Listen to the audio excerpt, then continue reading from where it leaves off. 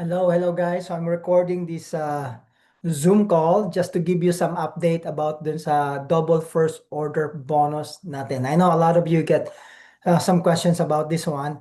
So guys, the double first order bonus started last October 8th. It was announced at the ASAN conference in Las Vegas, and this promotion will end on January 2, 2026. So now there's two ways for you to participate sa double first order bonus.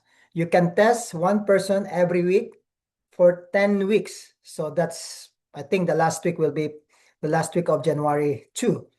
Or if you miss this one because you cannot participate ngayon, kasi lagpas na, hindi mo na magamit yung one test every week, you can test, instead of 10, 20 tests throughout the period from October 8 to January 2. Test 20 people, okay? And then you only need to have an enrollment of 400 CB among that period. So 400 CB, it could be one person na bumili ng launch pack, that's 400 CB, or 4 people that bought the Vital Omega package, because 100 times 4, that's 100 CB, that's 400 already.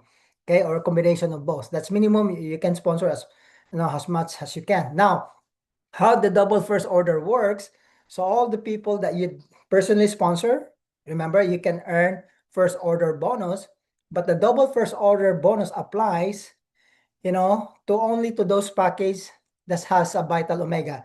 Like all those package that we have, the launch pack, the builder pack, the pro builder pack, or those Vital Omega starter pack. Kasi Omega yon. So as long as there are Omegas on it, the company will pay you double first order bonus as long as you have the 20 tests and 400 CB. And here's the thing, guys. Just a clarification for you. Para makakuha ka ng double first order bonus, dapat lahat ng in-enroll mo, personal enrollment mo, kasi meron kang first order bonus na dapat na-test natin sila at na-register natin doon sa dashboard natin. Okay, they don't need to get the result, halimbawa, ngayon mo lang na-test and then tapos na yung January 2, you don't need to get the result as long as na-test mo sila at na-register mo sa dashboard yung barcode ng test nila, then you will be good. Okay? Basta yung binili nila, guys, has our Omega packages. It could be launch pack, builder, pro builder, or yung Vital Omega lang kung customers lang sila. Okay, but you need to have the 20 tests you did, and then 400 volume within that period. At the same time, all the people that you sponsored or need to be tested. So for example, Chris, I enrolled them, but I haven't tested them. Oh, the company will pay you the first order bonus, but hindi siya double. Okay? For you to earn the double, you need to test them. So here's the good news, guys.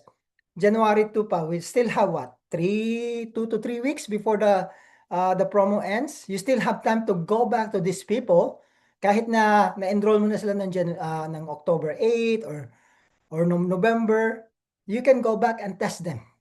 Doesn't matter kung nag-enroll na sila, hindi mo sila na-test, then you have the time right now. The reason why I'm talking to you right now, I want you to go back to these people, make sure you test them and register their barcode yung test nila doon sa online. So para makita sila ng system and the company can look into the audit and they will pay you the double first order bonus.